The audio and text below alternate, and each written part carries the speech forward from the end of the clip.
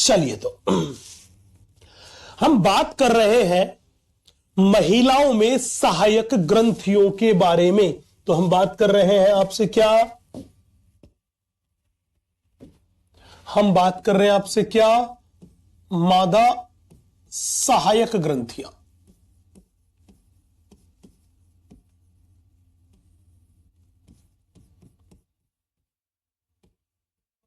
मादा सहायक ग्रंथियां, मादा सहायक ग्रंथियां।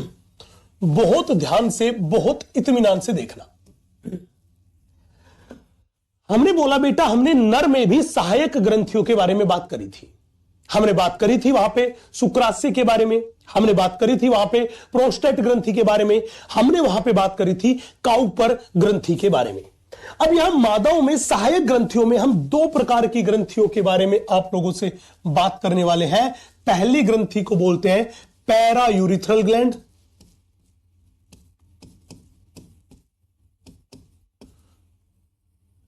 पैरायूरिथ्रल ग्रंथि। इस पैरायूरिथ्रल ग्रंथि का ही नाम है स्किनी ग्लैंड। बोला गुरुजी, ठीक है। दूसरी ग्रंथि कौन सी है? हमने बोला दूसरी जो ग्रंथि अपने पास है उसको अपन बोलते हैं बर्थोलिन ग्रंथि। यस,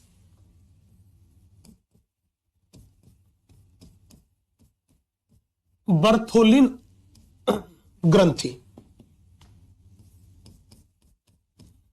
दूसरी ग्रंथि अपने पास है बर्थोलिन ग्रंथि। अब बड़े ध्यान से, बड़े इत्मीनान से देखना बच्चे, जब भी बोले पैरायूरिथ्रल ग्रंथि की संख्या कितनी है, तो ये जो ग्रंथि अपने को दिखाई दे रही है ये भी एक जोड़ी है। और यहां पे बर्थोलिन ग्रंथि के बारे में पूछे, ये भी अपने पास एक जोड़ी है, वन पेयर है। पूछेगा सर आप एक बात बताओ, पूछेगा हां ये ग्रंथियां जो थी, इन ग्रंथियों के द्वार कहां पे थे, ये किस जगह जाके खुल रही थी। यस, हमने बोला ये जो ग्रंथियां अपने पास है, ये जो ग्रंथियां अपने पास है, दैट इज पैरायूरिथ्रल ग्रंथि जो है, ये म्यूकस के समान चिकना चिकना पदार्थ स्रावित करती है, म्यूकस के समान चिकना चिकना पदार्थ स्रावित करती है, और ये मूत्र द्वार के समीप खुलती है। तो हमने बोला ये म्यूकस के समान पदार्थ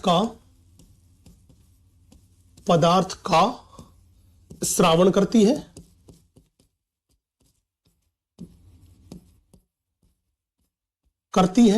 पहली बात। ये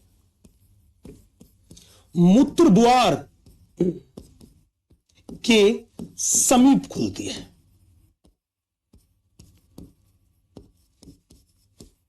हमने बोला ये कहां खुलती है, हमने बोला ये मूत्र द्वार के समीप खुलती है। कौन सी? पैरायूरिथ्रल ग्रंथि। अब बात करते हैं कि सर इस बर्थोलिन ग्रंथि के बारे में क्या खास बात है, इंपॉर्टेंट बात है, वो इसके बारे में बताइए। बड़े ध्यान से, बड़े इत्मीनान से देखना। हमने बोला बर्थोलिन ग्रंथि भी एक जोड़ी ग्रंथि है, और ये ग्रंथि जो है ये कौन सी ग्रंथि की समझात है? हमने बोला ये ग्रंथि जो है ये नर की काउपर ग्रंथि की समझात है। हमने बोला ये नर की काउपर ग्रंथि के समझात है।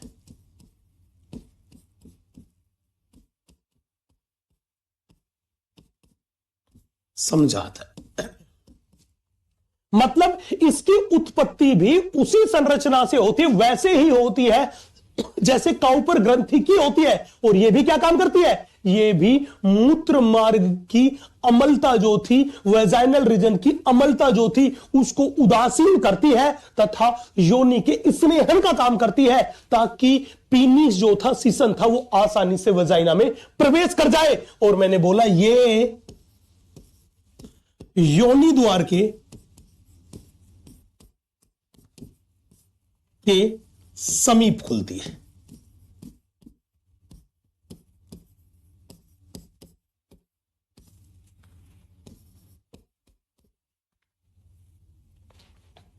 चले भैया, यस। अब यहां पे जाके इन दोनों की दोनों ग्रंथि के बारे में, ये जो हमने नॉर्मल सी बात आपको बोली है, इस नॉर्मल सी बात को नोट कीजिएगा, नोट कीजिएगा जल्दी से। ये जो हमने बात आपसे बोली है, इस बात को नोट कीजिएगा। फिर मैं कहानी को आगे बढ़ाता हूं, कॉन्सेप्ट को थोड़ा सा आगे ले जाता हूं, नेक्स्ट लेवल पे लेके जाता हूं।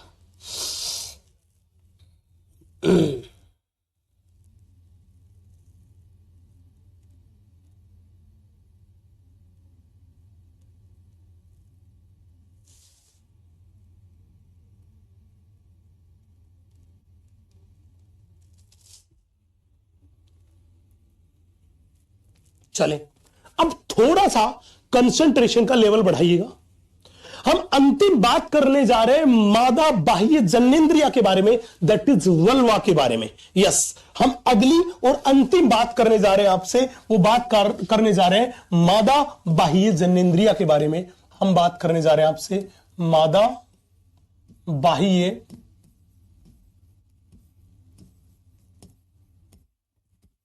जननेंद्रिया। इसी को अपन बोलते हैं वल्वा। हम मादा बाह्य जननेंद्रिया दैट इज वल्वा के बारे में बात करने जा रहे हैं। बहुत ध्यान से, बहुत इत्मीनान से देखिएगा। यस, अब ये जो पोर्शन है, इसमें कंफ्यूजन की गुंजाइश सबसे ज्यादा होती है। सो कंसंट्रेशन का लेवल बड़ा ही जबरदस्त बना के रखना है। यस, मैं जल्दी से थोड़े समय के लिए आप लोगों की ये चैटिंग जो थी ये बंद करता हूं, ताकि आप इस टॉपिक में, इस कॉन्सेप्ट में अपनी 100% कंसंट्रेशन लगा पाओ, दे पाओ। बड़े ध्यान से, बड़े इत्मीनान से देखना। सवाल सबसे पहला, सबसे सीधा, सबसे सटीक। सर, आप हमें बताइए कि बाह्य जननेंद्रिया में किस किस को शामिल किया गया है। बड़े ध्यान से देखना। जब भी कोई पूछे बाह्य जननेंद्रिया के बारे में, कि इस बाह्य जननेंद्रिया में कौन कौन सी संरचना को हमने शामिल किया है, कौन कौन सी संरचना को हमने शामिल किया है, तो याद रखना शामिल है।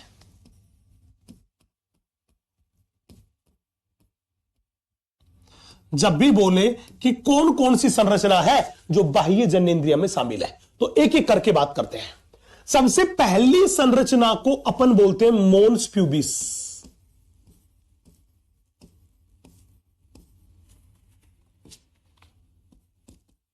बेटा, इसी को बोलते हैं जघन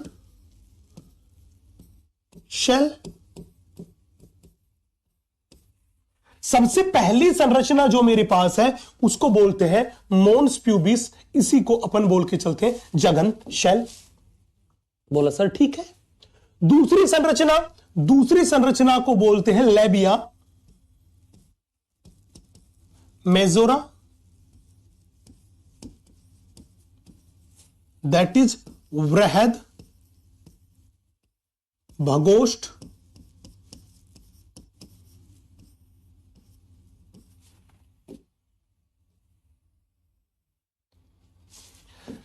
तीसरी संरचना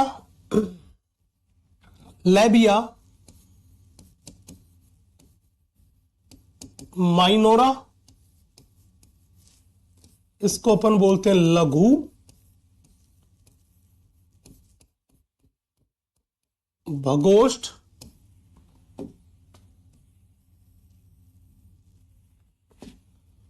चौथा अपने पास आता है, वो आता है क्लाइटोरिस,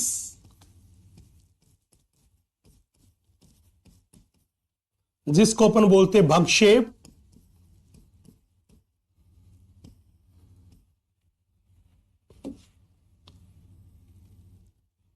और पांचवा और अंतिम अपने पास आता है, पांचवा और अंतिम अपने पास आता है,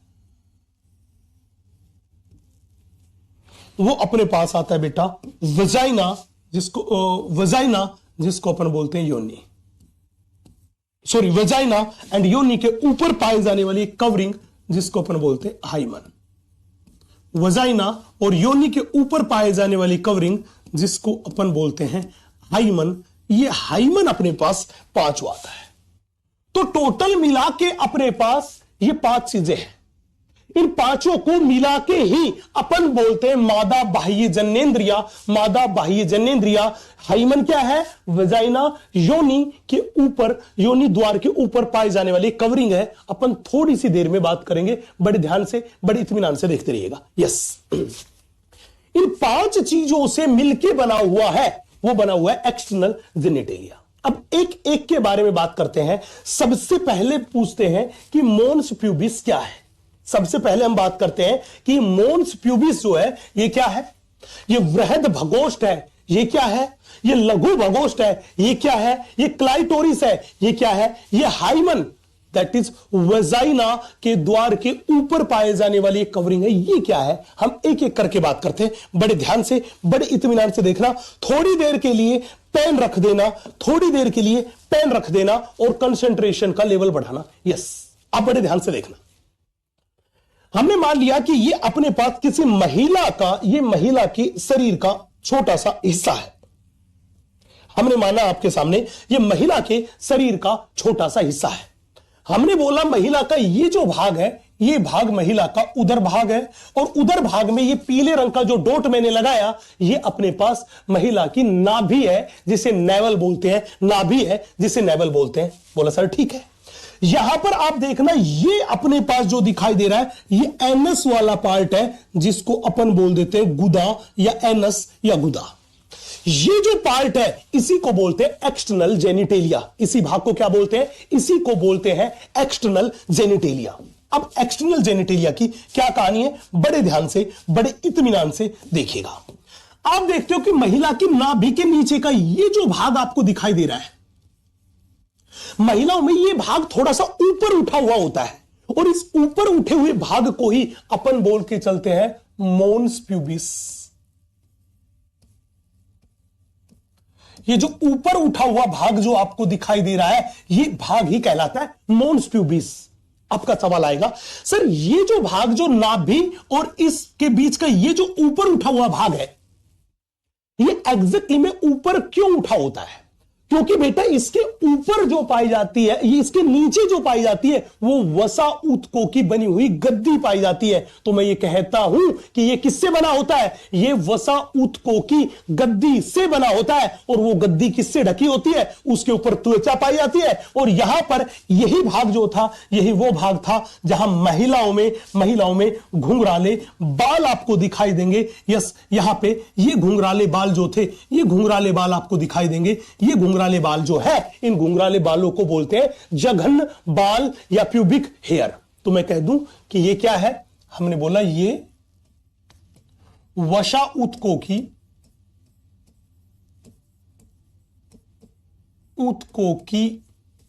बनी गद्दी है। ये वसा ऊतकों की बनी गद्दी है जो त्वचा तथा जघन बालों से ढकी होती है।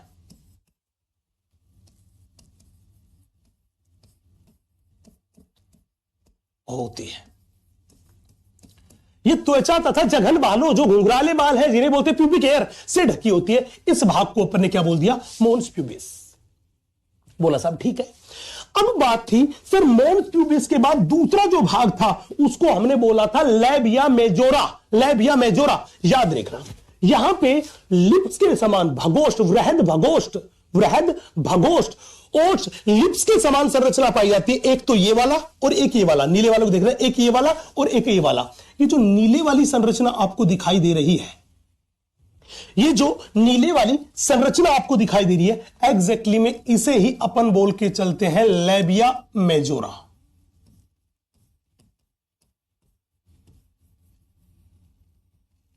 लैबिया मेजोरा, ये लैबिया मेजोरा की संख्या देखना, एक ये और एक ये, तो लैबिया मेजोरा की संख्या कितनी हुई? 2। मतलब ये लैबिया मेजोरा जो अपने पास है वो कितना है मेरे बच्चे? आप कहोगे सर लैबिया मेजोरा जो है वो 1 पेयर है। बोला हां।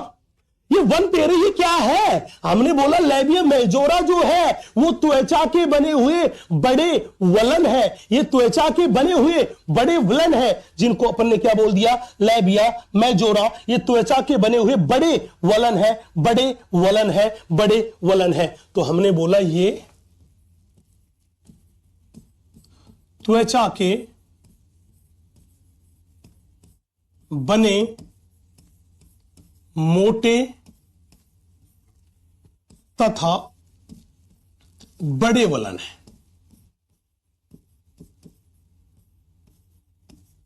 बड़े वलन है। पूछेगा सर अगर इन लेबिया मेजोरा वाले भाग को देखें तो इनकी क्या खास बात है? तो बड़े ध्यान से, बड़े इत्मीनान से देखना। ये लेबिया मेजोरा को देखें तो ये मोटे वलन है, क्योंकि इनमें क्या पाई जाती है? वसा की मात्रा ज्यादा होती है, और इनके ऊपर भी घुंघराले बाल पाए जाते हैं। घुंघराले बाल पाए जाते हैं, घुंघराले बाल पाए जाते हैं। ये लो। तो सवाल पूछेगा कि बताइए क्या लेबिया मेजोरा पे घुंघराले बाल पाए जाते हैं? आप कहोगे यस, इस पे जघन बाल दैट इज प्यूबिक हेयर भी पाए जाते हैं और वसा भी पाए जाते हैं। तो मैंने बोला यहां पर वसा तथा प्यूबिक हेयर वो यहां पे क्या होते हैं? उपस्थित होते हैं। किसके ऊपर? लेबिया मेजोरा के ऊपर। लेबिया मेजोरा के ऊपर। बोला गुरुजी ठीक बात है। अब बड़े ध्यान से, बड़े इत्मीनान से देखना बच्चे, ये जो आपको दिखाई दे रहा है लेबिया मेजोरा, इस लेबिया मेजोरा की शुरुआत यहां से हुई। मतलब ये मोन्स प्यूबिस वाली जगह से शुरू हुआ और नीचे की तरफ गया, और नीचे की तरफ जाके ये सफेद रंग का जो द्वार दिखाई दे रहा, इसको बोलते हैं योनि द्वार। इसने योनि द्वार को ढक लेता है। तो हमने बोला ये मोन प्यूबिस से नीचे की तरफ जाकर योनि द्वार को ढके होते हैं। तो हमने ये लाइन लिखी कि ये मोन्स प्यूबिस से नीचे की तरफ जाकर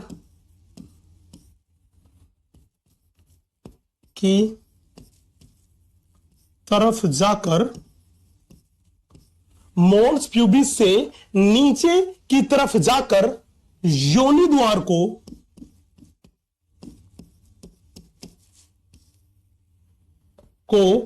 ढके होते हैं।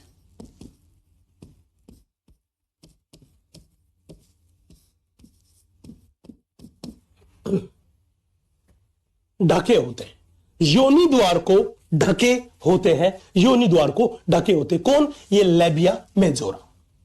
बोला गुरुजी ठीक है। अब क्या कहानी थी? हमने क्या काम किया? इस लेबिया मेजोरा को हटाया।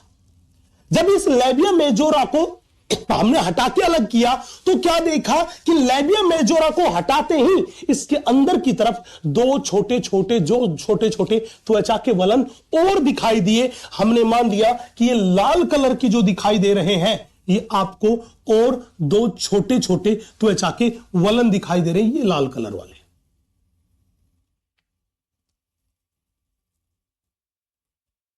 ये लाल कलर वाले, ये त्वचा के वलन दिखाई दे रहे हैं। ये जो छोटे छोटे आपको त्वचा के वलन दिखाई दिए, इन्हें बोलते हैं लेबिया माइनोरा।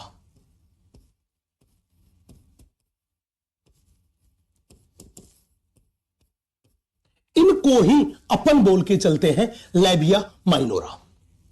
अब बड़े ध्यान से देखना, वो पूछेगा लेबिया माइनोरा की संख्या कितनी है? तो हमने बोला वो वलन कितने? दो। एक ये वलन और एक ये वलन, तो संख्या कितनी है? दो। मतलब याद रखना ये लेबिया माइनोरा जो होते हैं ये भी कितने होते हैं? वन पेयर होते हैं।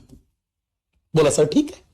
लेबिया माइनोरा भी कितने हैं? दो। ये तो इसका ऊपर वाला सिरा और ये नीचे वाला सिरा। अब कंसंट्रेशन का लेवल बढ़ाना। लेबिया माइनोरा को ऊपर वाला सिरा जिस जगह पर मिल रहा है वहां पर ये पीले रंग की संरचना दिखाई दे रही है, और इस पीले रंग की संरचना के नीचे की तरफ आप देखोगे, इस पीले रंग की संरचना के नीचे की तरफ आप देखोगे तो आपको ये गुलाबी रंग की संरचना मैंने बना दी, ये दिखाई दे रही है। बोला हां, ये जो गुलाबी रंग की संरचना मैंने बना दी ना बेटा, इसी को बोलते हैं मूत्र द्वार।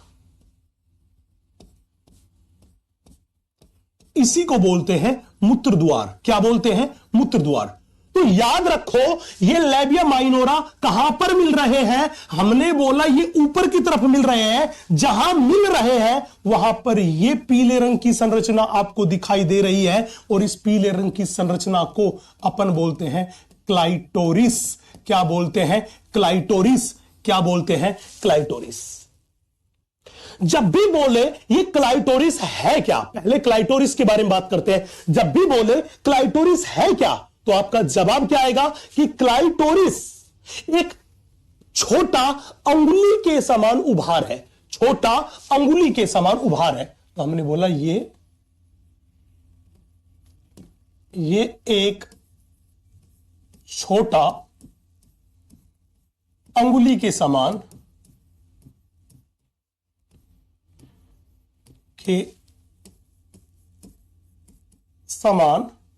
उभार है। पूछेगा बताओ ये क्लाइटोरिस कहां पर स्थित होता है, तो बड़े ध्यान से देखना। हिंदी वाली एनसीईआरटी ने थोड़ा सा गलत प्रिंट करके दे रखा है, उसको सही कर लेना। हिंदी वाली एनसीईआरटी ने थोड़ा गलत प्रिंट करके दे रखा है, उसको सही कर लेना। वो पूछेगा बताओ क्लाइटोरिस कहां स्थित होता है, तो मैं ये कहूंगा कि दोनों लेबिया माइनोरा के ऊपरी मिलन बिंदु पर इस मूत्र द्वार के ऊपर स्थित होता है। देखो ये मूत्र द्वार के ऊपर और दोनों लेबिया माइनोरा के ऊपरी मिलन बिंदु पर। तो हमने बोला ये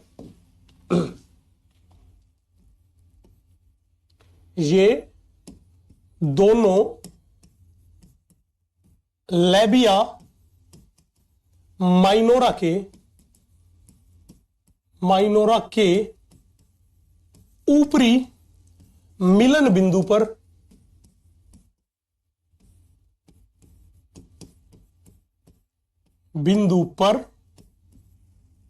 मूत्र द्वार के ऊपर स्थित होता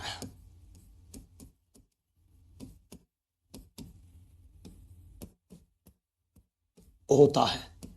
क्या? ये क्लाइटोरिस। अब इस क्लाइटोरिस की क्या खास बात है बेटा? क्लाइटोरिस को बनाने वाले ऊतक भी वैसे ही ऊतक है जो ऊतक मेल के पीनिस को, मेल के सीसन को बनाते हैं, वही ऊतक क्लाइटोरिस को बनाते हैं। तो याद करो मेल के सीसन में इरेक्शन की क्षमता थी कि जब लैंगिक उत्तेजना आ रही थी तो पीनिस जो था, सीसन था, उसका आकार बड़ा हो रहा था, वो कठोर हो रहा था। बोला हां। तो याद रखना जब महिलाओं में लैंगिक उत्तेजना आती है तो ये क्लाइटोरिस जो होता है, ये क्लाइटोरिस का आकार भी थोड़ा बढ़ जाता है, ये भी थोड़ा कठोर हो जाता है। तो मैंने ये कहा कि महिलाओं में ये क्लाइटोरिस है, ये किसके समान है? ये पुरुषों के सीसन के समजात है। तो याद रखना ये किसके समजात है? हमने बोला ये नर के शीशन के समजात है।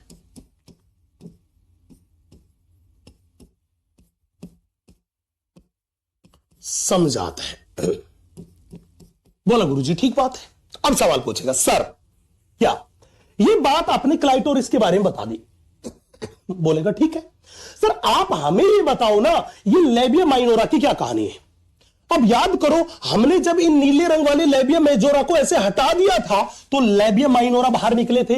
तो मैं सीधा कह दूं कि लेबिया माइनोरा कितने हैं? 2 हैं, और ये लेबिया मेजोरा के नीचे स्थित होते हैं। तो ये बात मैं लिख देता हूं इधर। यस,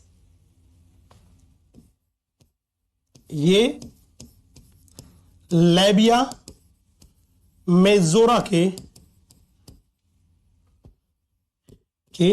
नीचे स्थित होते हैं।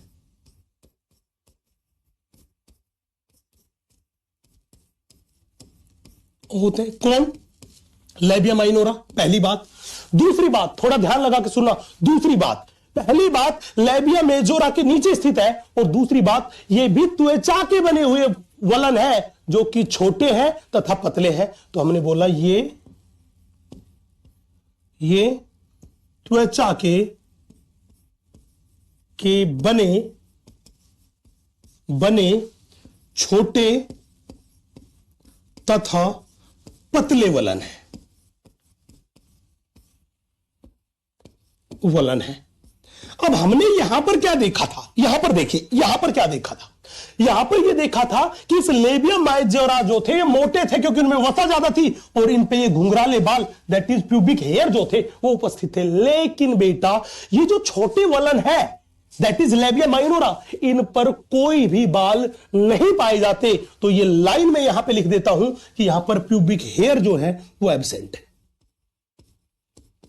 प्यूबिक हेयर जो है वो क्या है, अनुपस्थित है। इन पर कोई भी बाल नहीं पाए जाते, प्यूबिक हेयर जो है वो यहां पर अनुपस्थित होते हैं।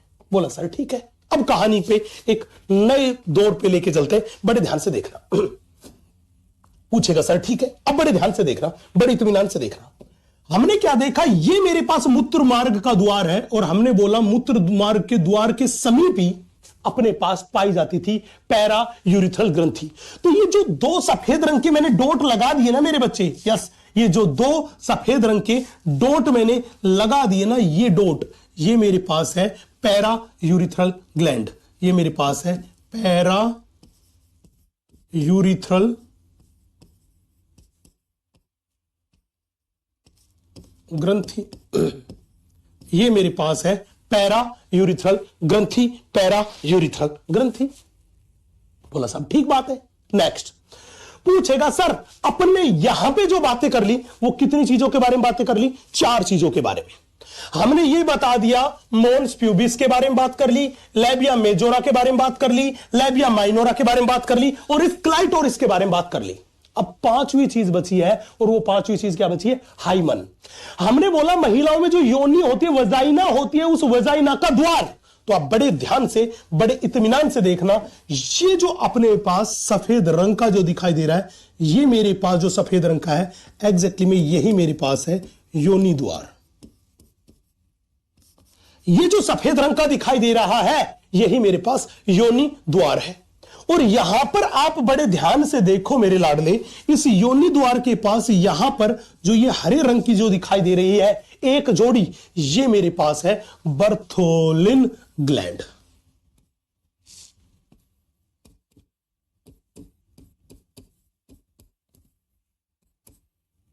ये जो अपने पास है, ये अपने पास है बर्थोलिन ग्रंथि, जो कि एक जोड़ी द्वार है। याद करो थोड़ी देर पहले मैंने बताया था कि ये पैरा यूरिथ्रल ग्रंथि तो मूत्र द्वार के समीप खुलती है और ये बर्थोलिन ग्रंथि योनि द्वार के पास खुलती है। बोला यस सर। अब यहां पर क्या देखा, हमने बोला ये योनि द्वार जो था, इस योनि द्वार को जब देखा तो पता चला इस योनि द्वार के ऊपर एक पतला सा आवरण पाया जाता है। ये लो,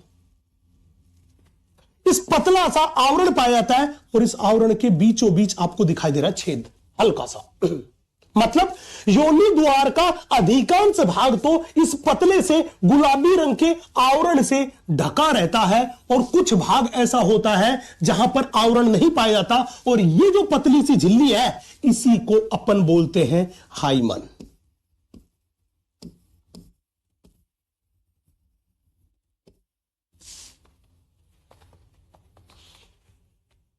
अब सवाल पूछेगा सर ये हाइमन जो था, जो योनि द्वार के ऊपर था, आपने बोला ये योनि द्वार के ऊपर पाई जाने वाली झिल्ली है, लेकिन जो काला काला डॉट आपको दिखाई दे रहा है योनि द्वार में, जहां पर ये गुलाबी रंग से जो मैंने बनाई हाइमन नाम की परत, क्या है, अनुपस्थित। सर ये क्यों अनुपस्थित है, इसने इस पूरे के पूरे योनि द्वार को क्यों नहीं ढक लिया? बेटा उसकी वजह है। क्या वजह है? उसकी वजह यह है कि अगर ये पूरे के पूरे भाग को ढक लेती तो महिला में जब मेंस्ट्रुअल साइकिल की ब्लीडिंग फेज होती है तो जो वो माहवारी का प्रवाह होता है वो शरीर से बाहर कहां से निकलता, उस माहवारी के प्रवाह को शरीर से बाहर निष्कासित करने के लिए तो कोई ना कोई द्वार चाहिए था। इसीलिए इस जगह पर ये जो छोटा सा पॉइंट है यहां पर ये हाइमन नहीं पाई जाती, ये हाइमन नहीं पाई जाती। तो जब भी बोले वो हाइमन है क्या, मैं कहूंगा हाइमन एक पतली लचीली तथा संवहनीय झिल्ली है। कैसी है?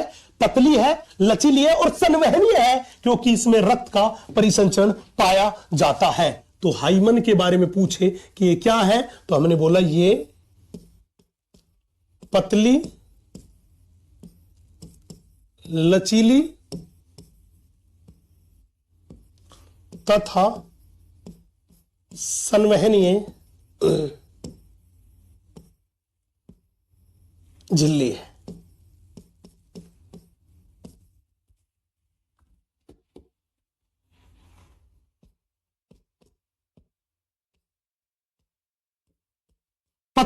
लचीली तथा संवहनी झिल्ली। कौन? ये हाइमन। पहली बात। दूसरी बात, वो पूछेगा क्या हाइमन पूरे के पूरे योनि द्वार को कवर करती है? आप कहोगे नहीं, योनि द्वार को पूरा कवर नहीं करती, ये जो बीच का काला काला भाग है इसको तो छोड़ रखा है। तो मैं ये कह दूं कि ये हाइमन योनि द्वार को आंशिक रूप से कवर करती है। तो हमने बोला ये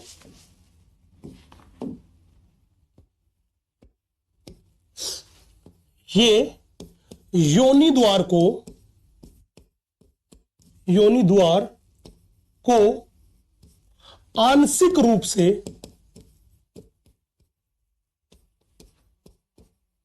से ढकती है।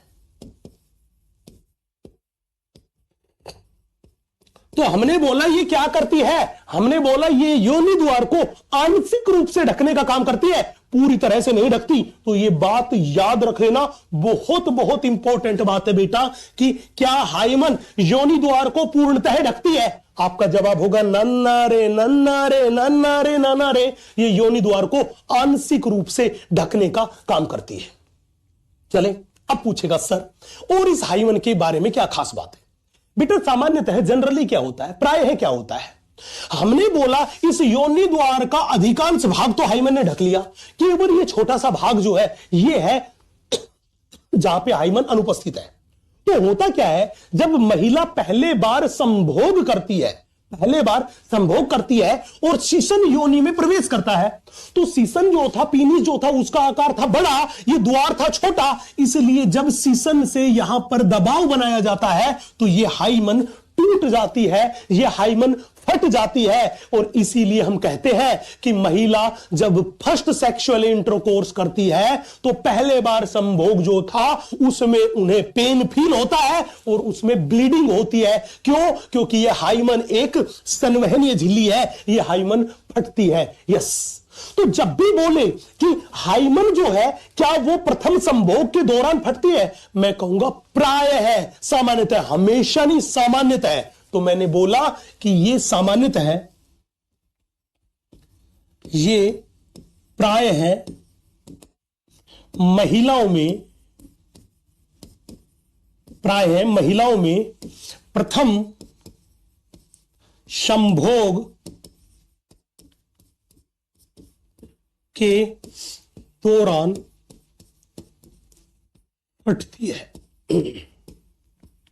तो हाइमन कब फटती है, कब टूटती है? आपका जवाब होगा प्राय है वर्ड पे पक्का ध्यान देना, क्योंकि अगर इस प्राय पे ध्यान नहीं दिया तो सारी बायोलॉजी का सत्यानाश हो जाएगा। प्राय जनरली प्रथम संभोग के दौरान फटती है। यस बेटा, एक बार इतनी सी बात को नोट कर लो, फिर हम इस हाइमन के बारे में और डिटेल में बात करते हैं, सलीके से बात करते हैं। पहले इतनी सी बात नोट कर लो, एक एक कॉन्सेप्ट जो है वो डायग्राम के साथ नोट करो, जल्दी से नोट करो, जल्दी से नोट करो। यस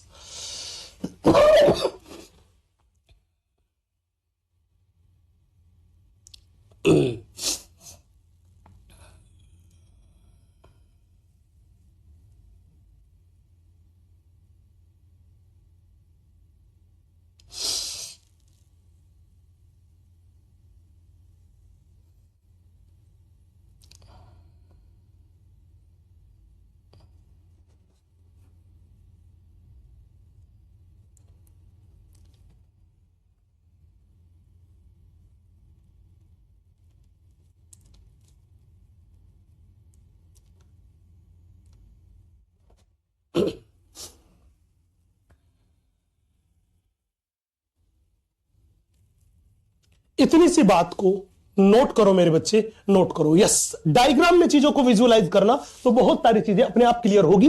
और एनसीईआरटी माता में ये करेक्शन कर लेना, उस एनसीईआरटी माता ने लेबिया मेजोरा के ऊपरी मिलन बिंदु लिख रखा है, ये गलत बात है, लेबिया माइनोरा कर लेना। इंग्लिश वाली एनसीईआरटी में एकदम सही है, बस हिंदी वाली में कुछ मिस प्रिंटिंग हो गई। यस, उसको सही कर लेना। चले, अगर ये कहते हो सर हमने इतनी सी बात नोट कर ली, तो फिर इस हाइमन के बारे में मैं थोड़ी सी बात आगे बढ़ाऊं, थोड़ी सी बात आगे करूं। जल्दी मुझे बताओ, जल्दी मुझे बताओ, अगर इतनी सी बात नोट हो गई तो एक बार स्क्रीन पर आग लगा देना, एक बार स्क्रीन पर आग लगा देना।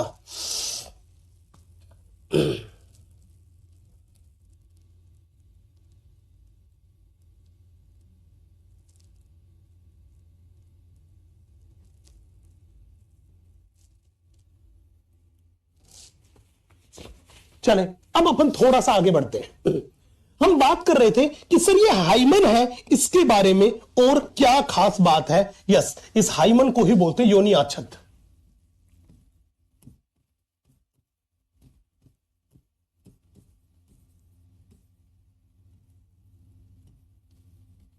इसके बारे में क्या खास बात है?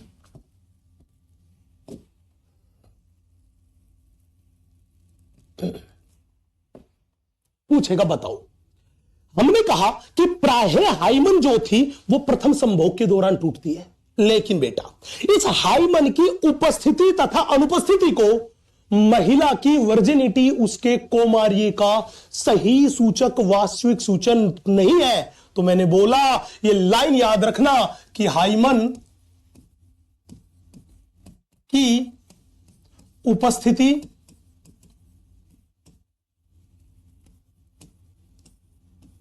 या अनुपस्थिति, हाइमन की उपस्थिति या अनुपस्थिति महिला की वर्जिनिटी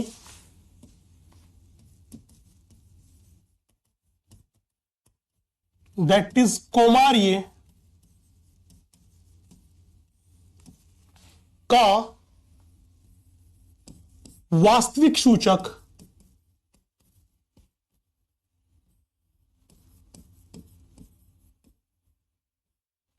नहीं है।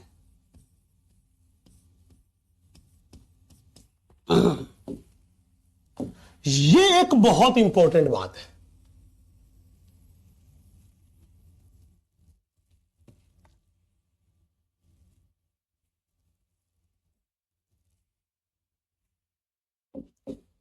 कि हाइमन की उपस्थिति या अनुपस्थिति महिलाओं की वर्जिनिटी का वास्तविक सूचक नहीं है, नहीं है, नहीं है, नहीं। तो बच्चे पूछते हैं सर ऐसा क्यों, ऐसा क्यों बोला? कि अगर किसी महिला में हाइमन है तो हम नहीं कह सकते कि वो वर्जिन है, और किसी में नहीं है तब भी हम नहीं कह सकते कि उसको वो वर्जिन है। वर्जिन महिला वो है जिसने पहले कभी सेक्सुअल इंटरकोर्स नहीं किया हो, संभोग नहीं किया हो। पूछेगा सर इसकी क्या वजह है, क्या कारण है? तो मैं इसका कारण आपको बताता हूं, वजह आपको बताता हूं कि क्या ऐसी वजह है कि हम महिला को वर्जिन नहीं बोल पा रहे। मैं इसकी वजह आपको बताता हूं, क्योंकि क्या वजह है। बड़े ध्यान से, बड़े इत्मीनान से उस वजह को देखिए।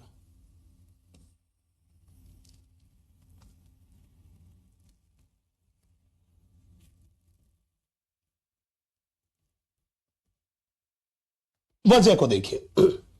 वजह नंबर 1, हमने बोला कुछ महिलाएं ऐसी है जो खेल कूद में पार्टिसिपेट करती है।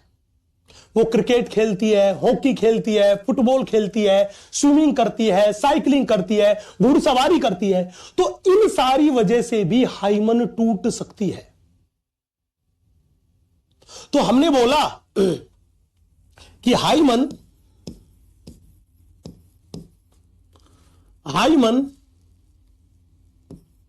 साइकिल चलाने,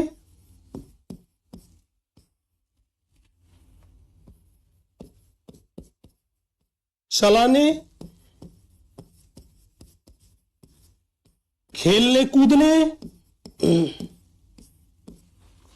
तैरने, घुड़सवारी आदि के कारण भी टूट सकती है।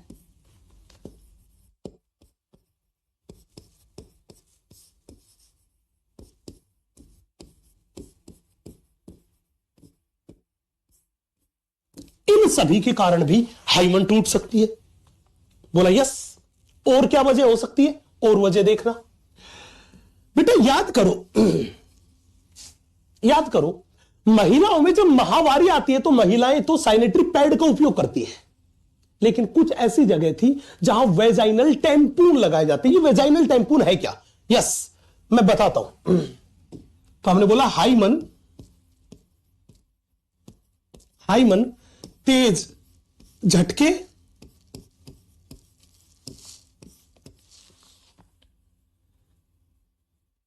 योनि टेम्पोन आदि से भी टूट सकती है।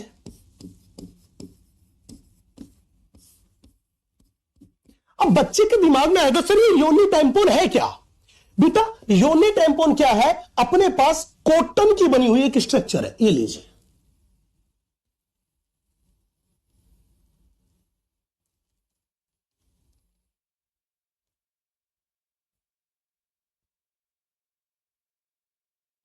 ये कॉटन की बनी हुई अपने पास एक स्ट्रक्चर है।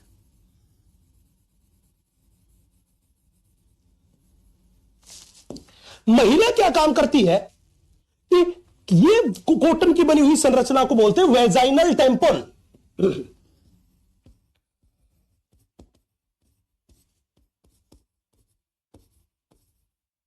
टेम्पोन महिला क्या काम करती है? इस कॉटन वाली स्ट्रक्चर को ऐसे पकड़ के योनि द्वार के अंदर प्रवेश करा लेती है ताकि मेंस्ट्रुअल साइकिल का जो भी रक्त आ रहा है वो रक्त ये कॉटन जो थी ये कॉटन अवशोषित कर ले, वो फ्लो होके बाहर नहीं आए।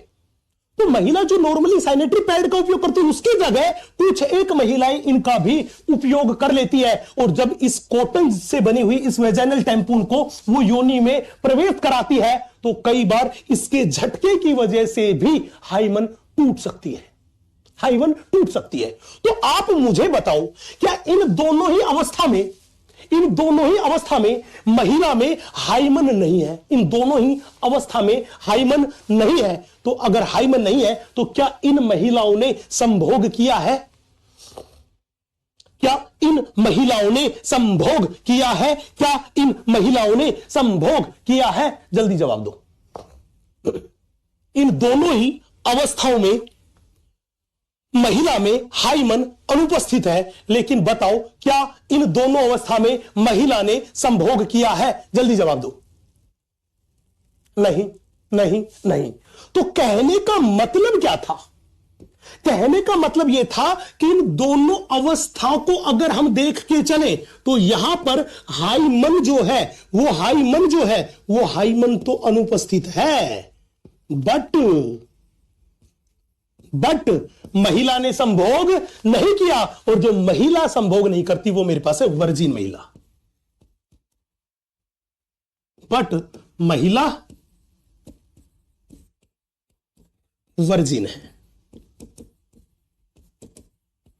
हमने बोला इन दोनों ही अवस्था में महिला में हाइमन तो नहीं है लेकिन महिला वर्जिन है। अगर हाइमन को देख के डिसाइड करते तो हम कह देते कि नहीं ये वर्जिन महिला नहीं है, लेकिन वास्तविकता में ये महिलाएं वर्जिन है। बोला गुरुजी ठीक है। तीसरी कंडीशन क्या थी बेटा? तीसरी कंडीशन ये थी कि कई बार महिलाएं जो है वो संभोग कर लेती है और संभोग के बाद भी उनमें हाइमन उपस्थित होती है। क्यों? क्योंकि मैंने बोला हाइमन तो एक पतली और लचीली झिल्ली है जो सामान्यतः टूट जानी चाहिए, लेकिन अपवाद स्वरूप कुछ महिलाओं में हाइमन इतनी लचीली होती है कि संभोग के बाद भी टूटती नहीं है। तो हमने बोला कुछ महिलाओं में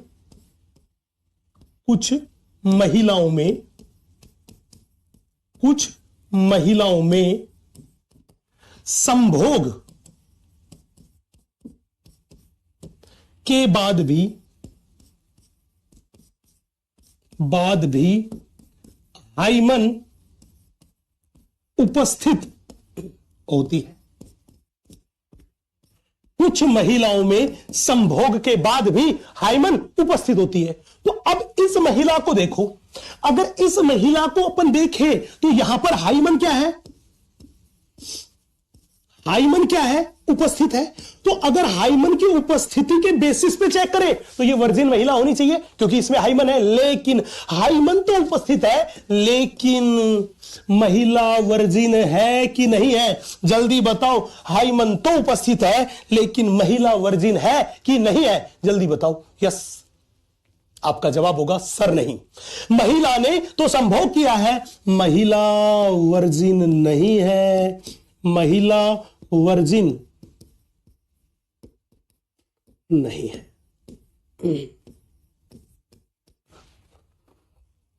महिला वर्जिन नहीं है, महिला वर्जिन नहीं है, महिला वर्जिन नहीं।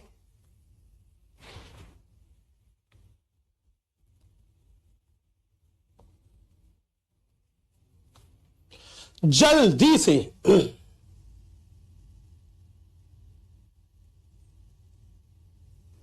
जल्दी से इतनी सी बात नोट कीजिए। तभी तो एनसीईआरटी माता ने ये बड़ी ही भयंकर लाइन लिखी है, और ये सवाल नीट में पूछा भी जा चुका है। ये सवाल नीट में पूछा भी जा चुका है कि हाइमन की उपस्थिति या अनुपस्थिति महिला की वर्जिनिटी का वास्तविक सूचक नहीं है, नहीं है, नहीं है। वो इसीलिए लिखा गया है। ये तीनों की तीनों कंडीशंस हमने आपके सामने लाके रख दी है, जल्दी से नोट करें।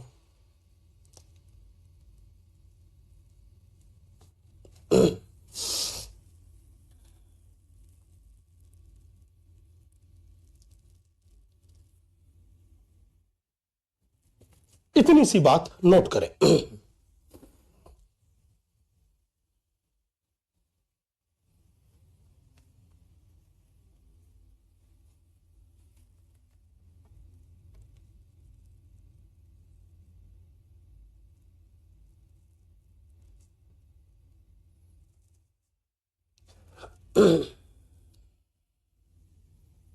डन। इतनी सी बात नोट करें, इतनी सी बात नोट करें। उम्मीद कर रहा हूं कि इतनी सी बात पूरे भारत की रसगुल्ला आर्मी ने नोट कर ली होगी, और यह पूरा कॉन्सेप्ट एकदम क्रिस्टल क्लियर होगा।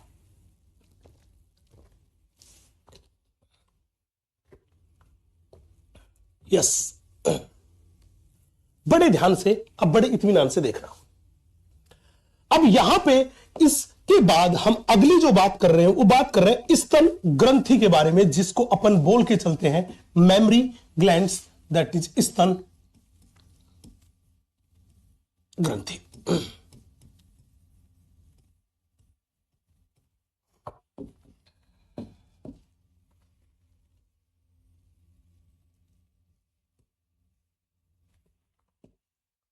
पूछेगा बताओ स्तन ग्रंथियों की संख्या कितनी होती है।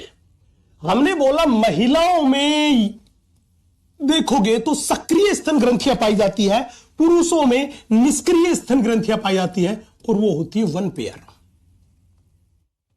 1 पेयर।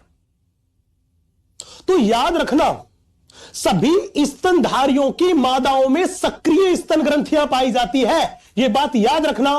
पुरुष जो थे उन पुरुषों में स्तन ग्रंथियां है, लेकिन वो निष्क्रिय है, वो अवशेषी है, उनमें दुग्ध का निर्माण नहीं होता है। तो हमने बोला कि सभी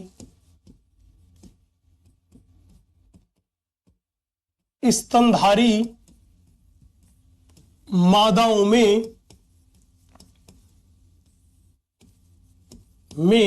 सक्रिय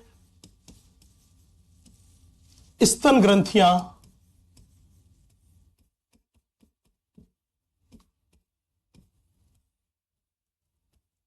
पाई जाती है।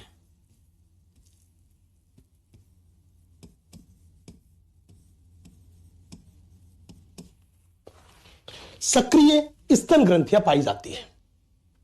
अब भैया स्तन ग्रंथियों का पाया जाना मादाओं का द्वितीयक लैंगिक लक्षण है। तो स्तन ग्रंथियां क्या है, हमने बोला ये मादाओं का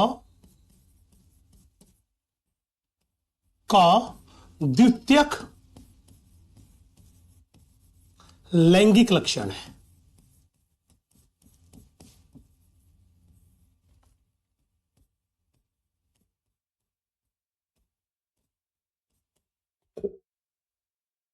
अब सवाल पूछेगा सर स्तन ग्रंथियां तो है, लेकिन इन स्तन ग्रंथियों का रूपांतरण किससे होता है, ये किससे बनती है। तो बेटा स्तन ग्रंथियों का निर्माण श्वेत ग्रंथियां, ये जो पसीने वाली ग्लैंड है ना, इनसे होता है। तो मैंने बोला ये रूपांतरित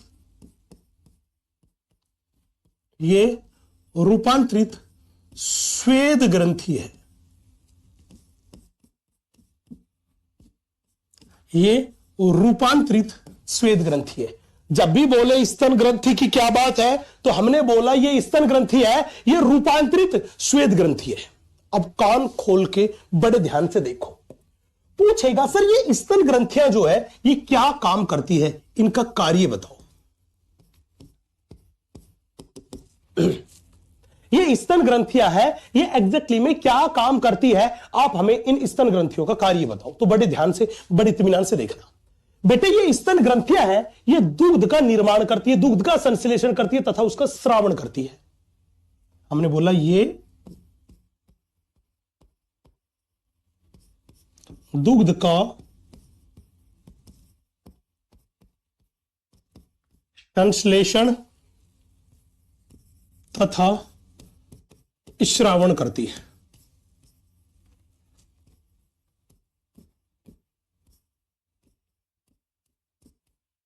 ये क्या करती है? हमने बोला ये दुग्ध का संश्लेषण तथा स्रावण करती है। पूछेगा सर ये दुग्ध क्या काम करता है? याद करो, मां अपने नवजात शिशु को दुग्ध पिलाती है, क्योंकि मां का दूध ही नवजात शिशु के लिए सर्वोत्तम आहार है। उसमें पोषक पदार्थों की मात्रा बहुत ज्यादा होती है, जो कि शिशु की वृद्धि विकास में सहायता करती है। साथ ही साथ शिशु के शरीर की रोग प्रतिरोधक क्षमता को बढ़ाने का काम भी करती है। तो मैंने बोला दुग्ध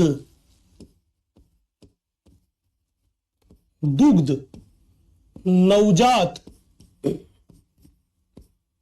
शिशु के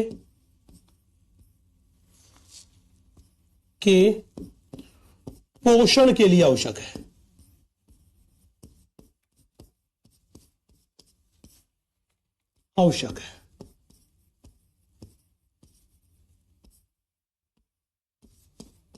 दुग्ध जो है वो नवजात शिशु के पोषण के लिए आवश्यक है। दुग्ध जो है वो नवजात शिशु के पोषण के लिए आवश्यक है। इतनी सी बात को एक बार आप नोट कर लीजिए। इतनी सी बात को एक बार आप नोट कर लीजिए। और अगर ये कहानी नोट हो गई हो तो एक बार आप मुझे बता भी दीजिएगा। अब इंतजार की घड़ियां हुई खत्म और आपका ये पोर्शन जो था, ये हम बड़ा ही खूबसूरत सा पोर्शन डिस्कस कर रहे हैं। यस,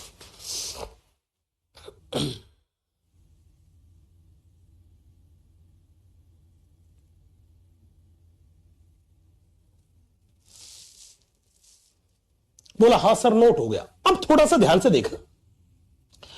हमने कहा कि यार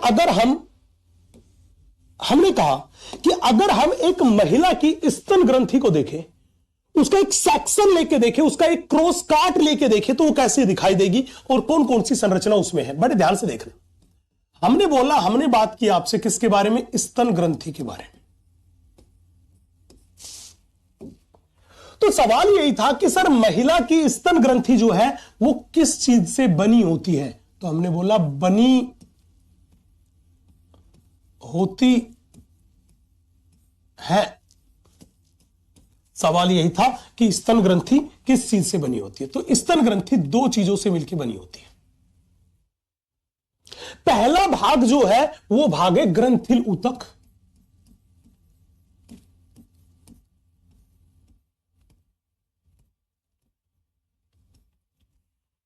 पहला भाग जो है वो अपने पास है ग्रंथिल ऊतक, और दूसरा भाग जो है वो मेरे पास है विभिन्न मात्रा में वसा।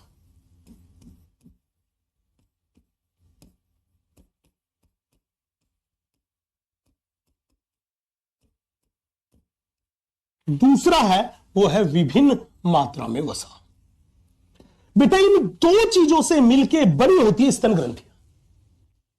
अब सवाल था सर आपने बोला यहां पर ग्रंथिल ऊतक है। हां, अगर ग्रंथिल ऊतक नहीं होता तो दुग्ध का निर्माण कौन करता? तो दुग्ध का निर्माण करने का काम तो ग्रंथिल ऊतक ही करेगा।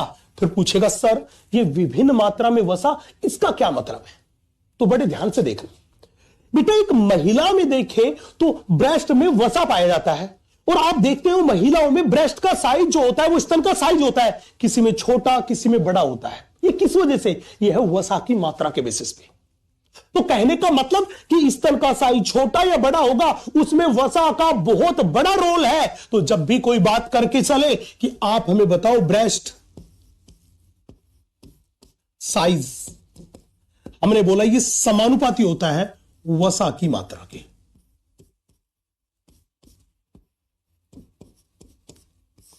ब्रेस्ट का साइज जो है वो वसा की मात्रा के समानुपाती होता है। जितनी ज्यादा वसा ब्रेस्ट में होगी, महिला के ब्रेस्ट का साइज उतना ही क्या होगा, बड़ा। इसलिए हमने बोला विभिन्न मात्रा में वसा पाया जाता है, ये वैरी करता है। लेकिन ये ग्रंथिल ऊतक जो था, ये ग्रंथिल ऊतक जो था, ये ग्रंथिल ऊतक 15 से 20 स्तनपाली में बटा होता है। किससे बटा होता है? 15 से 20 स्तनपाली, जिसको बोलते हैं मेमरी लोब्स। तो हमने बोला ग्रंथिल ऊतक के बारे में बोला, हमने बोला ये प्रत्येक स्तन का ग्रंथिल ऊतक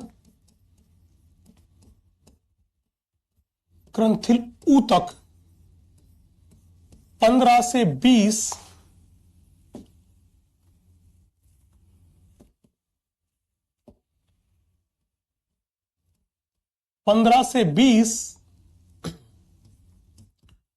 स्तनपाली,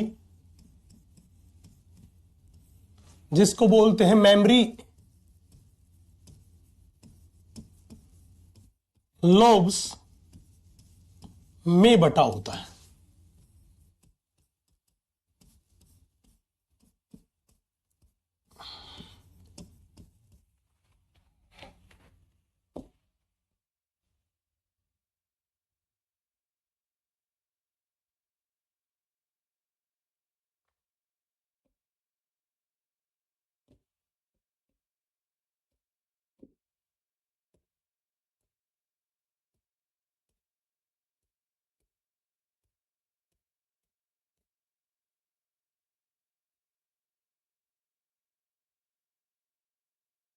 यस, कि प्रत्येक स्तन का ग्रंथिल ऊतक 15 से 20 स्तनपाली मेमरी लोब्स में बटा होता है, मेमरी लोब्स में बटा होता है।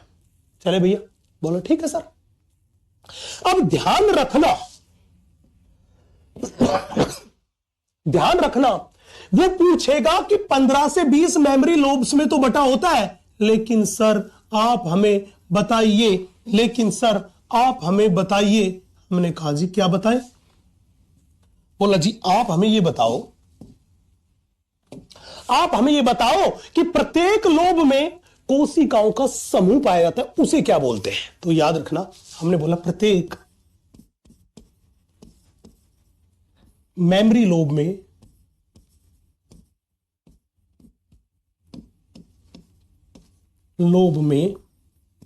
कोशिकाओं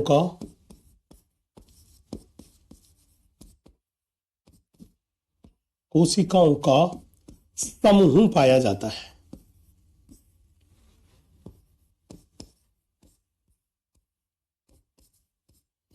है जिसे कूपिका, दैट इज एल्वियोलाई कहते हैं, जिसे अपन बोल के चल रहे हैं मेरे लाडले, वो बोल के चल रहे हैं कूपिका एल्वियोलाई।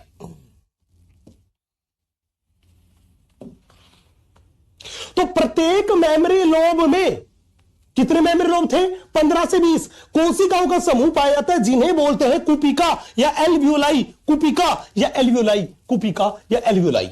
एक बार इतनी सी बात को नोट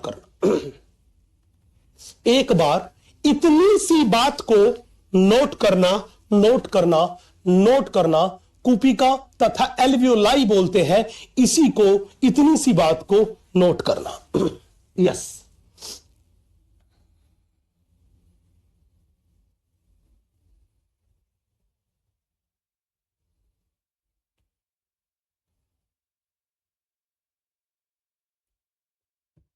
बोला जी बिल्कुल, एकदम क्लियर है सर।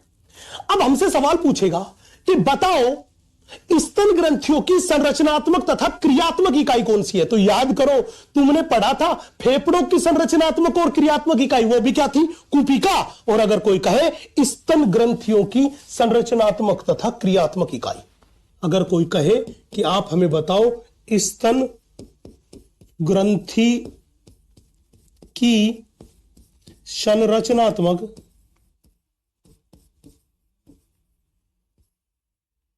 तथा क्रियात्मक इकाई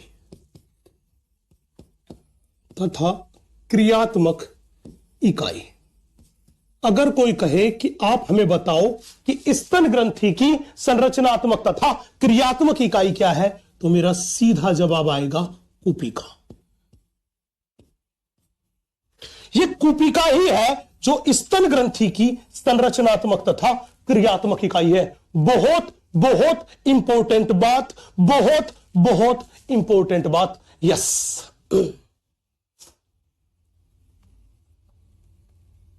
बहुत बहुत इंपॉर्टेंट बात, बहुत बहुत इंपॉर्टेंट बात। यस,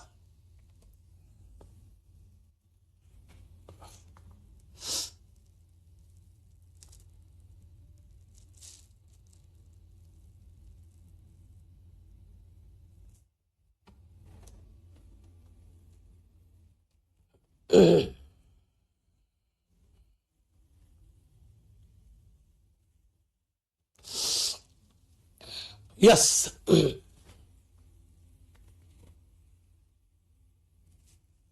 नोट किया। अब देखना हमने क्या काम किया, हमने स्तन का एक तिरछा काट लिया। बड़े ध्यान से, बड़े इत्मीनान से देखना। यस, आपकी स्क्रीन पर यहां पर एक डायग्राम आपको दिखाई दे रहा होगा। ये एग्जैक्टली में हमने स्तन का तिरछा काट लिया है। यस, आपकी स्क्रीन पर आपको एक डायग्राम दिखाई दे रहा होगा। बड़े ध्यान से, बड़े इत्मीनान से डायग्राम को देखिएगा। ये अपन ने क्या किया है, स्तन का एक तिरछा काट लिया है। स्तन का एक तिरछा काट लिया है। अब आपको पता है कि महिलाओं में स्तन कहां, वक्षीय भाग पे होते हैं, अधर सतह पे होते हैं। बड़े ध्यान पे देखना, अगर वक्षीय भाग पे अधर सतह पर स्तन होते हैं तो यहां पर देखना, ये जो आपको दिखाई दे रहा है हरे रंग वाली संरचना, ये जो आपको दिखाई दे रहा है हरे रंग वाली संरचना, ये हरे रंग वाली संरचना कुछ और नहीं, ये मेरे पास है रिब्स, जिनको अपन बोलते हैं पसलियां।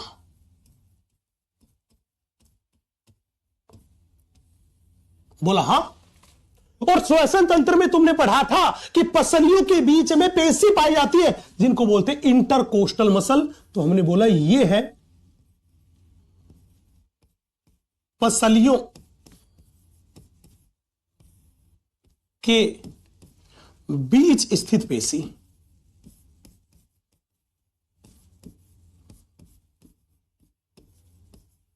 पेशियां, मसल्स।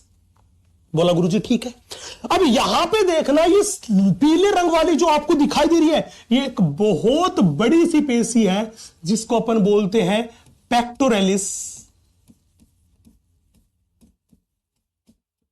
पेक्टोरेलिस मेजर मसल, इसी को बोलते हैं pectoralis major muscle, pectoralis major पेशी। बोला सर ठीक है। अब बड़े ध्यान से, बड़े इत्मीनान से देखना बच्चे, यहां पर ये जो पीले रंग के आपको दिखाई दे रहे हैं, ये कुछ और नहीं, ये आपको वसा दिखाई दे रही है। क्या दिखाई दे रही है? वसा। हमने बोला था कि स्तन ग्रंथि के दो ही भाग हैं, या तो ग्रंथिनुतक है या वसा है। अब यहां पे बड़े ध्यान से देखना, यहां पे बड़े ध्यान से देखना, ये जो अपने पास वसा है, ये जो अपने पास वसा है, इन वसा की वजह से ही ब्रेस्ट का आकार बड़ा होता है, ब्रेस्ट का आकार बड़ा होता है।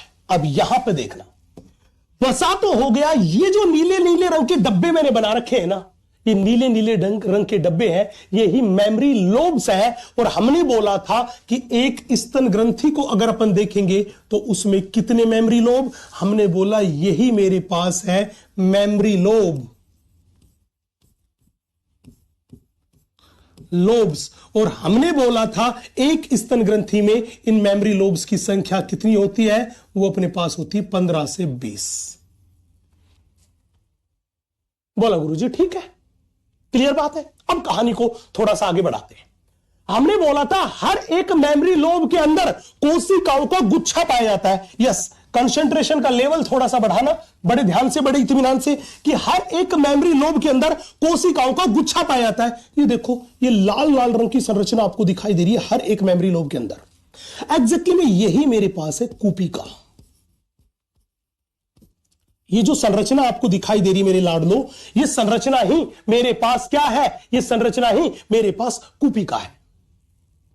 अब याद रखना, इस कूपिका को ही तो बोला था स्तन ग्रंथि की संरचनात्मक तथा क्रियात्मक इकाई। मतलब ये कूपिका ही वो भाग है जो दुग्ध का संश्लेषण भी करता है, और दुग्ध का संग्रहण जो होता है वो कूपिका की गुहा में होता है। यस, तो मैंने बोला दुग्ध का संश्लेषण,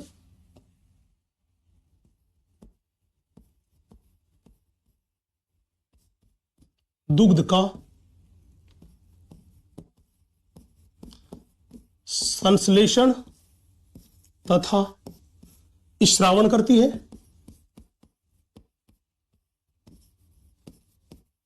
कौन? कूपिका। और हमने बोला था कि कूपिका की गुहा में दुग्ध का संग्रहण होता है। कूपिका की गुहा में दुग्ध का संग्रहण होता है।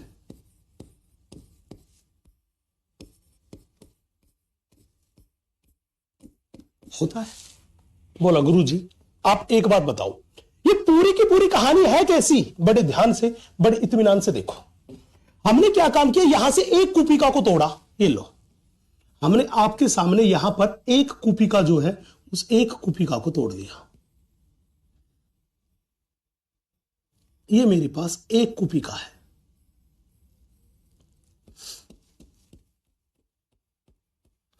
ये अपने पास एक कूपिका है, और ये जो दिखाई दे रही है ये मेरे पास है कूपिका की गुहा। ये सॉरी, कूपिका की सेल्स। ये मेरे पास है कूपिका की सेल्स। ये कूपिका की सेल्स है, ये क्या काम करती है? दुग्ध का संश्लेषण तथा स्रावण करती है, और वो दुग्ध जो था इस कूपिका की इस गुहा में जाके संग्रहित हो जाता है। तो हमने बोला ये जो दिखाई दे रहा है आपको, ये मेरे पास है संग्रहित दुग्ध। संग्रहित दुग्ध। अब हर कूपिका से एक नलिका निकलती, ये लीजिए, हर कूपिका से नलिका निकलती है। ये जो नलिका निकलती है इसे ही बोलते हैं मेमोरी ट्यूब्यूल। ये जो नलिका है, इस नलिका को ही क्या बोल के चलते हैं? इसी को बोल के चलते हैं मेमोरी ट्यूब्यूल। इस नलिका को ही बोल के चलते हैं मेमोरी ट्यूब्यूल, मेमोरी ट्यूब्यूल। तो अब बड़े ध्यान से, बड़े इत्मीनान से देखना। आप देख रहे हो कि हर एक मेमोरी लोब के अंदर बहुत सारी कूपिकाएं हैं, और हर कूपिका से ये पीले रंग की नलिका निकलती हुई आपको दिखाई दे रही है। बोले यस, ये जो पीले रंग की नलिका दिखाई दे रही है, इसी को तो हमने बोला मेमोरी ट्यूब्यूल्स। मेमोरी ट्यूब्यूल्स, ये लीजिए, ट्यूब्यूल्स। अभी थोड़ी देर में हिंदी में बात करेंगे। अब देखना, ये बहुत सारी मेमोरी ट्यूब्यूल मिलके इस हरे रंग की नलिका का निर्माण कर रही है। यस, बोला हां, इसको बोलते हैं मेमोरी डक्ट।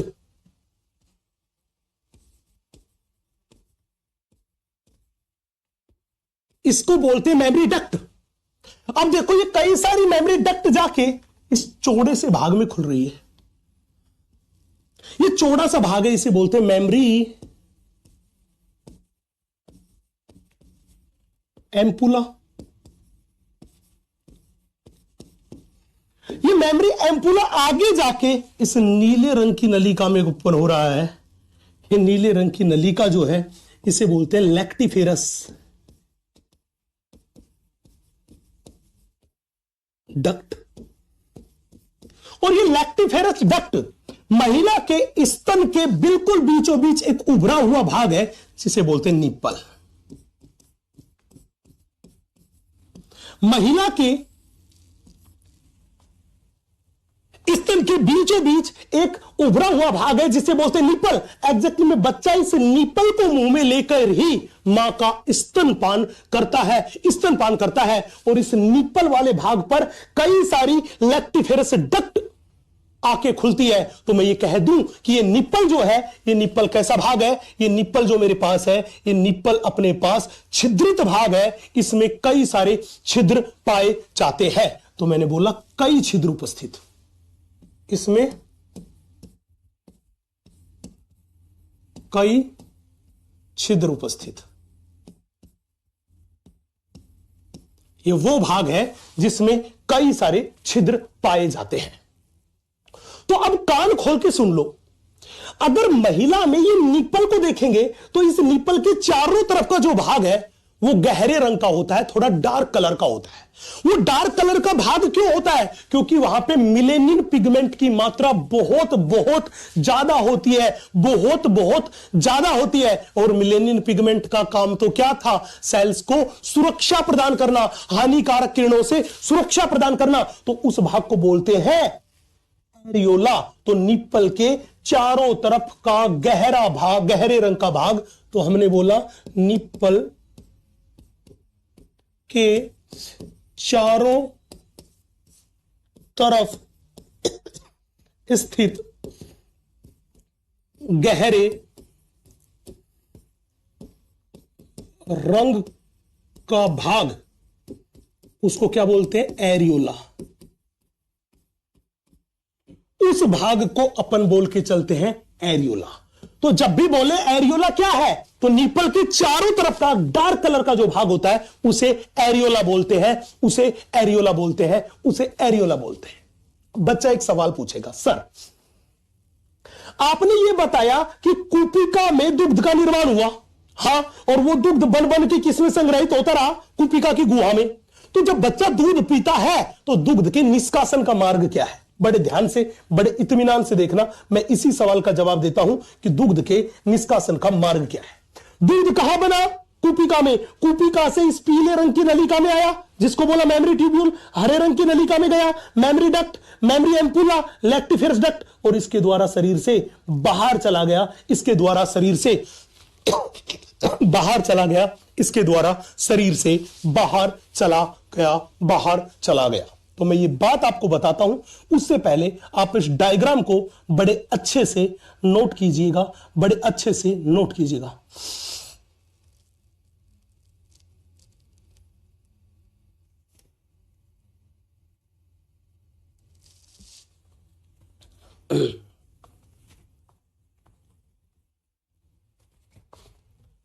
यस,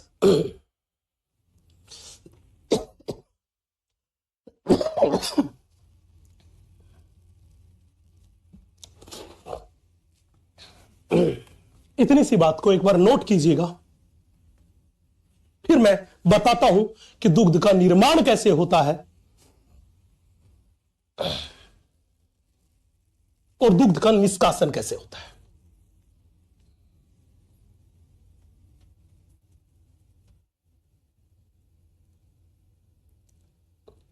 नोट हो गया? जल्दी से बताइए भैया।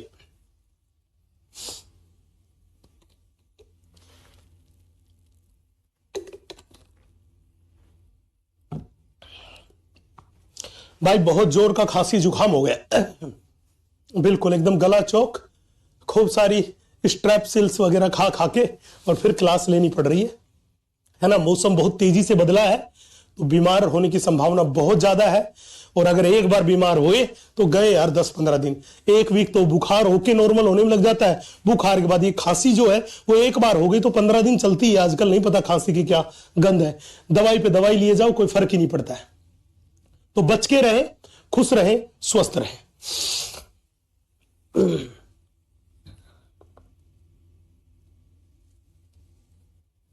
बहुत ध्यान से, बहुत इत्मीनान से देखिएगा। अब सवाल था, कॉन्सेप्ट अपने पास था। कॉन्सेप्ट क्या था कि गुरुजी आप हमें बताओ, आप हमें बताओ कि दुग्ध का निर्माण कैसे होता है। तो ये लीजिए, कूपिका में दुग्ध का निर्माण। कूपिकाओं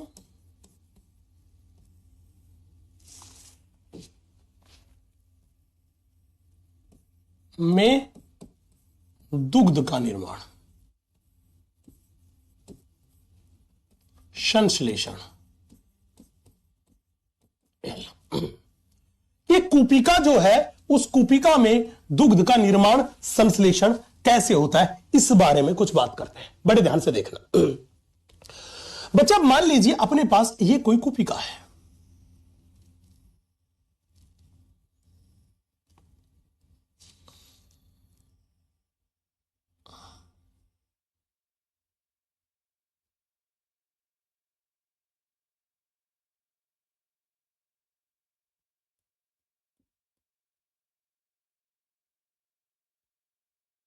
ये लीजिए, हमने बोला ये मेरे पास कूपिका है, एल्वियोलाई है, और हमने बोला एल्वियोलाई जिस नलिका में जाके खुलती है, इस नलिका को अपन बोलते हैं मेमरी।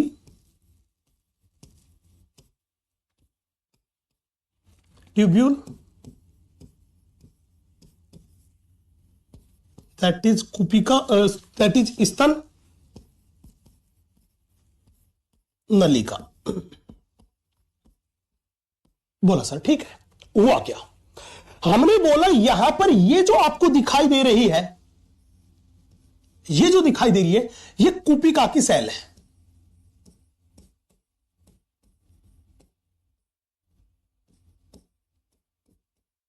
ये मेरे पास कूपिका की सेल्स है, और यहां पर ये जो दिखाई दे रही है, यस, ये मेरे पास कूपिका की गुहा है।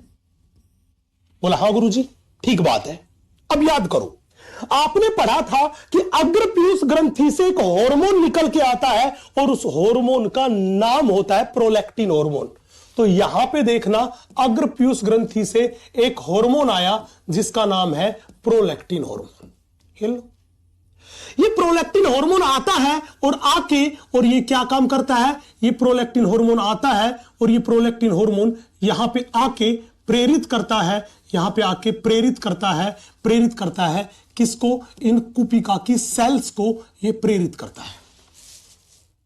अब जब ये कूपिका की सेल्स को प्रेरित करेगा, तो कूपिका की सेल्स क्या करेगी? हमने बोला दुग्ध का संश्लेषण तथा स्रावण करती है। हमने बोला ये दुग्ध का संश्लेषण तथा स्रावण हुआ।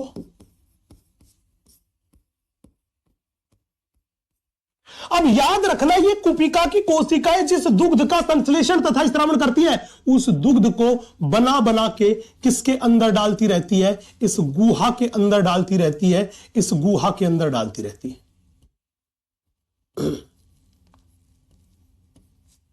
ये दुग्ध को बना बना के इस गुहा के अंदर डालती रहती है, और वो दुग्ध जो था वो आया और आके इन गुहा में क्या हो गया? इकट्ठा।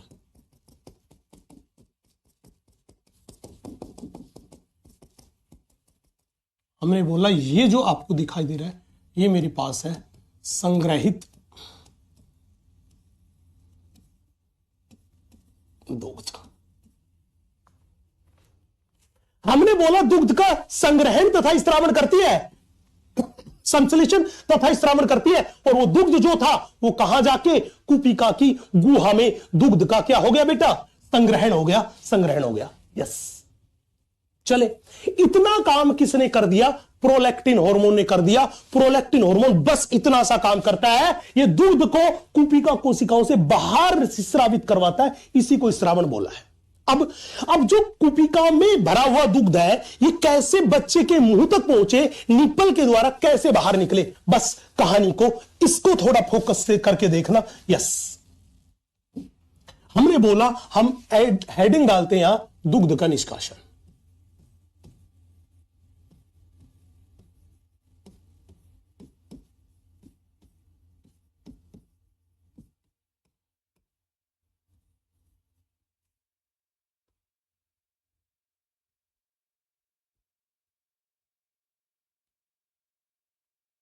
हम यहां पे बात कर रहे हैं वो दूध के निष्कासन के बारे में बात कर रहे हैं। बहुत ध्यान से, बहुत इत्मीनान से देखना, बहुत ध्यान से, बहुत इत्मीनान से देखना। हमने मान लिया मेरे बच्चे कि ये अपने पास कुपिका है।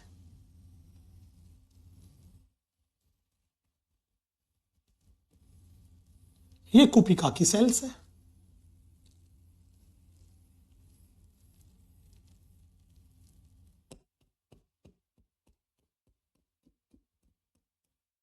हमने बोला इस कुपिका की गुहा में ये रहा संग्रहित दुग्ध।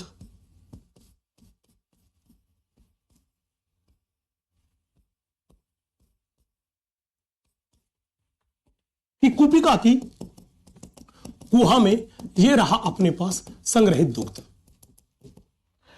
अब याद करो, जब आपने पीयूष ग्रंथि पढ़ी थी तो पोस्टीरियर लोब से निकलने वाले एक हार्मोन के बारे में बात करी थी, ऑक्सीटोसिन हार्मोन। हम उसी ऑक्सीटोसिन हार्मोन के बारे में बात करते हैं।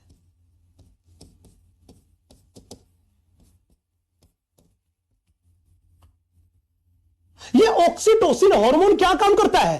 ये ऑक्सीटोसिन हार्मोन इन कुपिका की मायोएपिथेलियल कोशिकाओं में संकुचन प्रेरित करता है। तो इस ऑक्सीटोसिन ने क्या किया? ये जो ऑक्सीटोसिन हार्मोन है, इस ऑक्सीटोसिन हार्मोन ने क्या काम किया? इस ऑक्सीटोसिन हार्मोन ने क्या काम किया? हमने बोला इस ऑक्सीटोसिन ने कुपिका की मायोएपिथेलियल सेल में संकुचन प्रेरित किया। हमने बोला कुपिका की भित्ति की मायोएपिथेलियल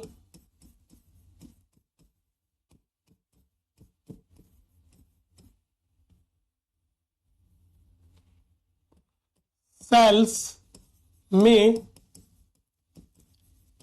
संकुचन प्रेरित किया। ये लो। अब बताओ, अगर कुपिका की मायोएपिथेलियल सेल में यहां संकुचन होगा तो इसमें भरा हुआ दुग्ध जो था वो भरा हुआ दुग्ध बाहर निकलेगा। बोला हाँ सर बाहर निकलेगा। बाहर निकल के कौन सी नलिका में आएगा? ये भाई साहब मेरे पास कुपिका है। याद करो, इस कुपिका से जुड़ी हुई नलिका का क्या नाम था? Memory tubule.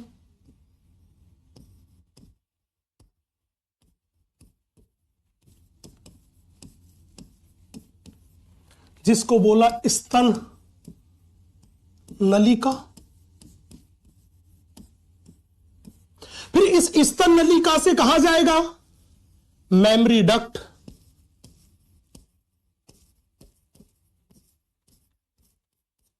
दैट इज स्तन वाहिनी। फिर इस स्तन वाहिनी से कहां जाएगा? Mammary ampulla. दैट इज स्तन तुम्बिका। और यहां से कहां जाएगा? हमने बोला ये मेमरी एम्पुला से जाएगा लैक्टिफेरस डक्ट।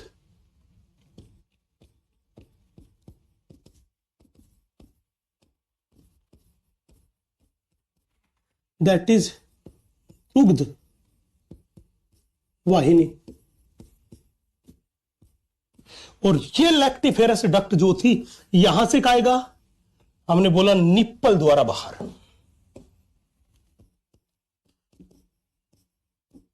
निप्पल द्वारा बाहर। तो बेटा याद रखना, दुग्ध के निष्कासन का यह मार्ग कि दुग्ध को निष्कासित करवाने वाला है ऑक्सीटोसिन, और दूध का संश्लेषण तथा स्रावन करवाने वाला है वो अपने पास है prolactin hormone. Prolactin hormone, prolactin hormone. Yes, prolactin hormone, prolactin hormone. Yes.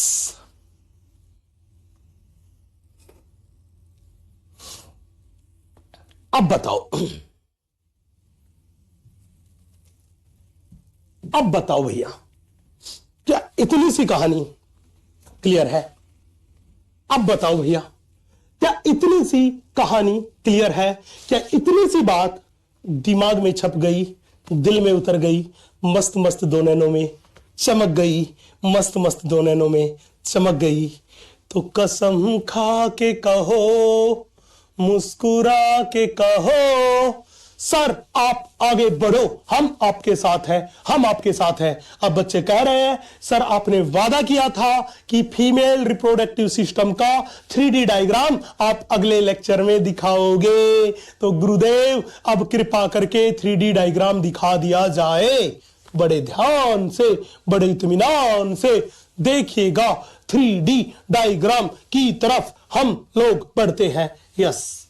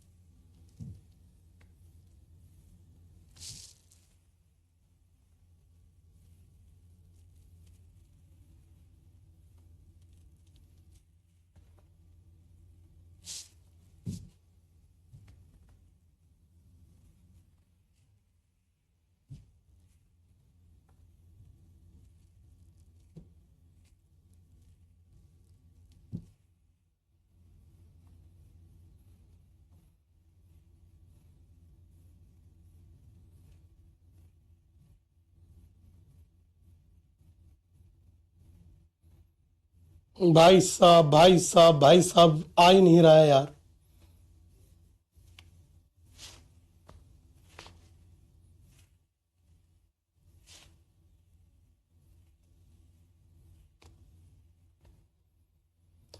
हाँ जी, फीमेल रिप्रोडक्टिव सिस्टम फाइनली आया, फाइनली आया, फाइनली आया। यस,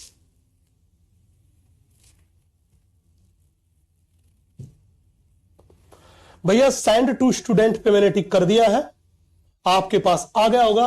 बड़े ध्यान से, बड़े इत्मीनान से देखिएगा इस पूरे के पूरे डायग्राम को।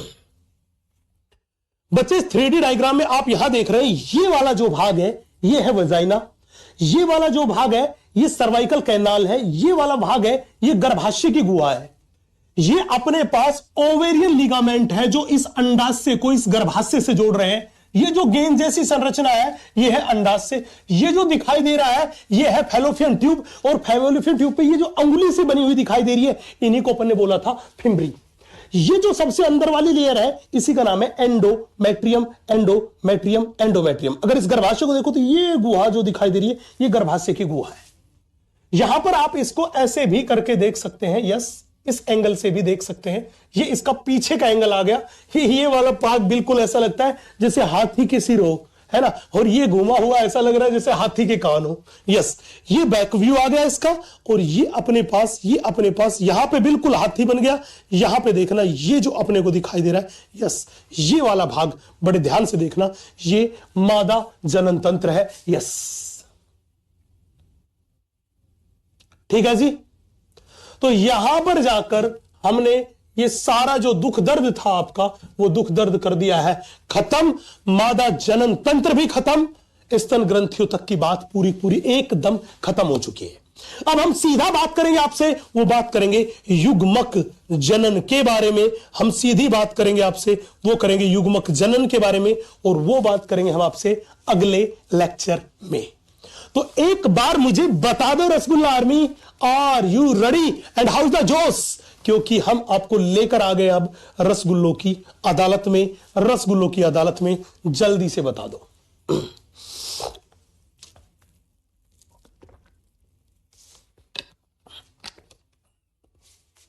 रसगुल्लों की अदालत में जल्दी से बता दो, जल्दी से बता दो। चलो, रसगुल्लों की अदालत का यह रहा सबसे पहला सवाल आपकी स्क्रीन पर।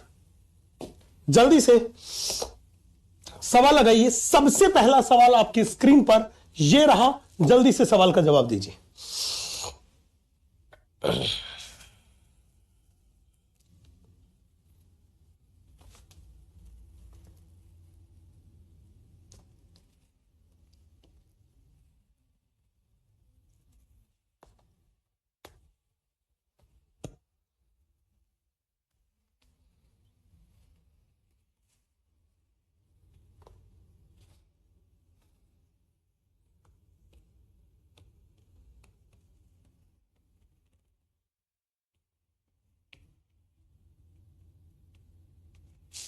यस,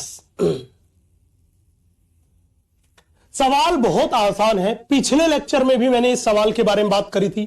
आज दोबारा से इस सवाल के बारे में हमने बात करी है कि निम्न में से कौन सा मादा के बाह्य जनेंद्रियों में सम्मिलित नहीं है, नहीं है, नहीं है।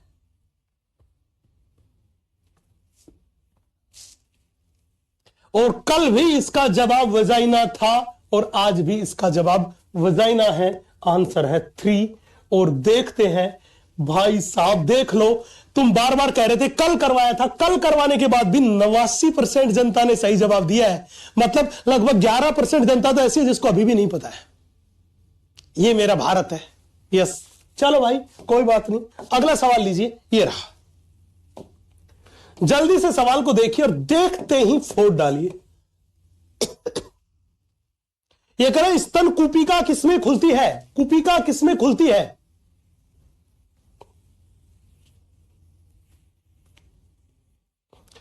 कुपिका किसमें खुलती है? जवाब दो।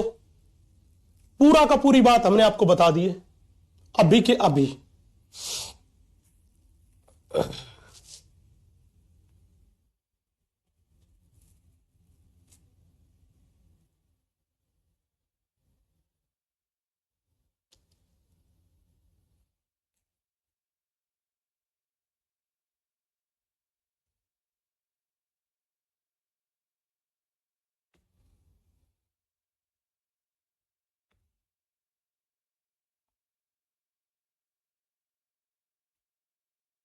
ये कह रहा है कुपिका किसमें खुलती है? मेमरी ट्यूब्यूल में, स्तन नलिका में खुलती है। स्तन नलिका में खुलती है। उत्तर गया 4। 74% जनता का सही जवाब। क्या बात है, क्या बात है, क्या बात है, क्या बात है, क्या बात है। बेहतरीन, बेहतरीन, बेहतरीन। आगे थोड़ा सा बढ़ते हैं। ये लीजिए भाई साहब, अगला सवाल बड़ा प्यारा सा, जग से न्यारा सा सवाल आपकी स्क्रीन पर है, जवाब दें।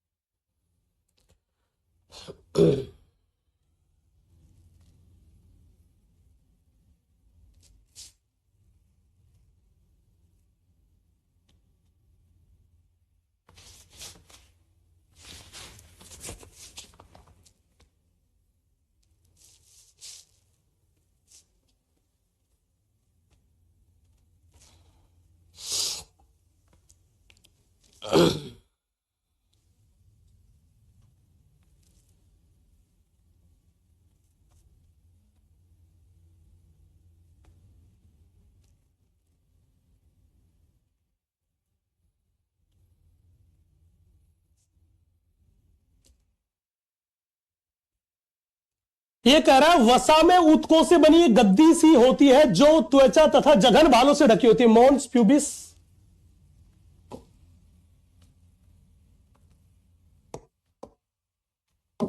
उत्तर गया 4। उत्तर गया 4। 74% जनता का सही जवाब। 74% जनता का सही जवाब। सही जवाब भाई साहब, ये लो, एकदम मक्खन सवाल। आज का इससे आसान कोई सवाल नहीं हो सकता। यस, इससे आसान कोई सवाल नहीं हो सकता। बड़ा ही मक्खन सवाल। ये रहा आपके स्क्रीन पर।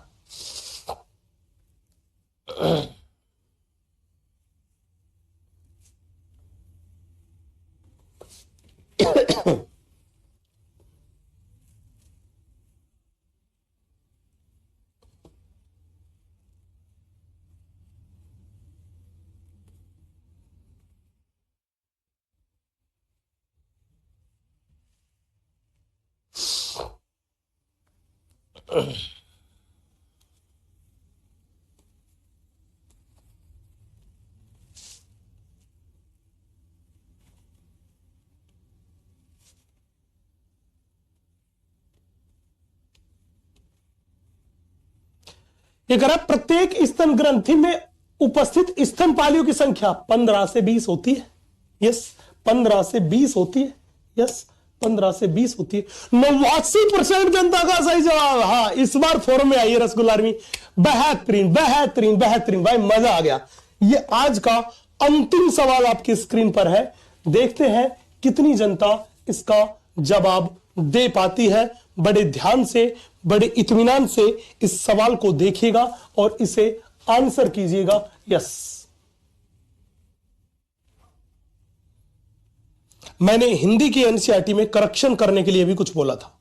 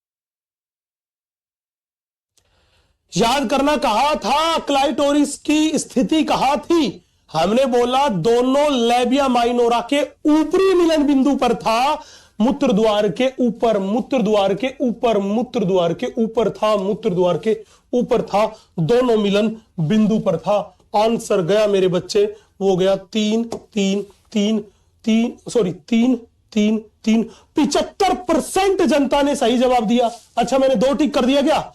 75% जनता का सही जवाब है, 75% जनता का सही जवाब है। मुझसे गलती से 2 टिक हो गया, आंसर गया 3। 75% जनता का सही जवाब है। क्या बात है, क्या बात है, क्या बात है। 3 आंसर जाएगा। मैंने ये करेक्शन करने के लिए भी बोला था कि यहां पे लघु आएगा। पुरानी वाली एनसीईआरटी या आपकी जो एनसीईआरटी की हिंदी की बुक है उसने वृहद लिख के दे दिया है। भाई साहब गजब।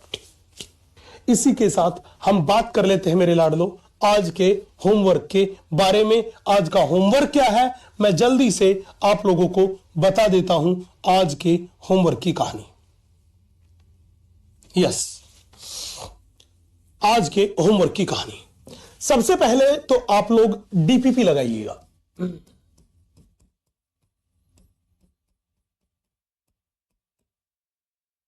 और दूसरा, कल आपने 44 तक सवाल लगाया था, आज लगाइएगा एक्सरसाइज नंबर फर्स्ट का 45, 46, 47, 48 है, वो लेक्चर होता है खत्म। हमने नर्व एवं मादा जनन तंत्र की जो बेसिक संरचना थी वो सारी की सारी चीजें एकदम क्रिस्टल क्लियर कर ली है। अब कल का जो लेक्चर आएगा वहां से धीरे धीरे कॉन्सेप्चुअल पोर्शन बढ़ेगा, मतलब कंसंट्रेशन जबरदस्त बनानी पड़ेगी, तभी चीजें समझ में आएगी, नहीं तो सब कुछ घोच पोच होने लगेगा। और ये चैप्टर भी थोड़ा बड़ा है, इसीलिए याद रखना कि मेहनत करना, रिवीजन करना बेहद जरूरी है। ठीक है जी, तो मिलते अपन कल सुबह वही 11 से 1 वाले शो में। आप भरपूर प्यार देते रहिएगा और बहुत अच्छे से पढ़ते रहिएगा। Thank you guys, love you all. जय हिंद, जय रसगुल्ला।